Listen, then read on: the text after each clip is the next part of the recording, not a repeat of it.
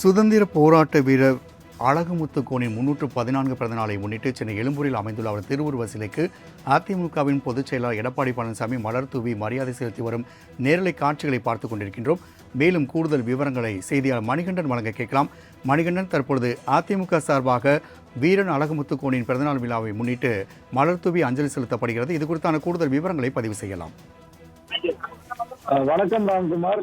சுதந்திர போராட்ட வீரர் அழகு முத்துக்கோனின் 314வது பிறந்தநாளையொட்டி சென்னை எழும்பூரில் இருக்கக்கூடிய அவரது திருவுருவ சிலைக்கு கீழே வைக்கப்பட்டிருக்கக்கூடிய திருவுருவ படத்திற்கு மலர் தூவியும், அதே போல திருவுருவ சிலைக்கு மாலை அணிவித்தும் அதிமுகவின் சார்பில் அதிமுகவின் பொதுச் செயலாளர் எடப்பாடி பழனிசாமி, துணை பொதுச் செயலாளர்கள், இந்நாள் சட்டமன்ற உறுப்பினர்கள் மலர் தூவி மரியாதை செலுத்தி இருக்கின்றனர்.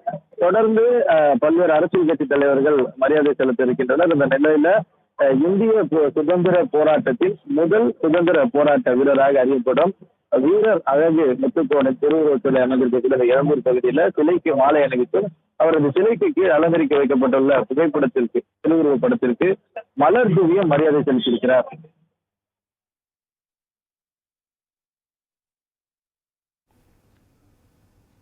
சென்னை எழும்பூரில் அமைந்துள்ள சுதந்திர போராட்ட வீரர் அழகுமுத்து கோனின் திருவுருவ சிலைக்கு அதிமுக சார்பாக பிறந்தநாள் விழா மரியாதை செலுத்தப்பட்ட நிலை காட்சிகளை பார்த்தோம். மேலும் இது குறித்தான தகவலை பதிவு செய்தமைக்கு நன்றி மணிகண்டன்.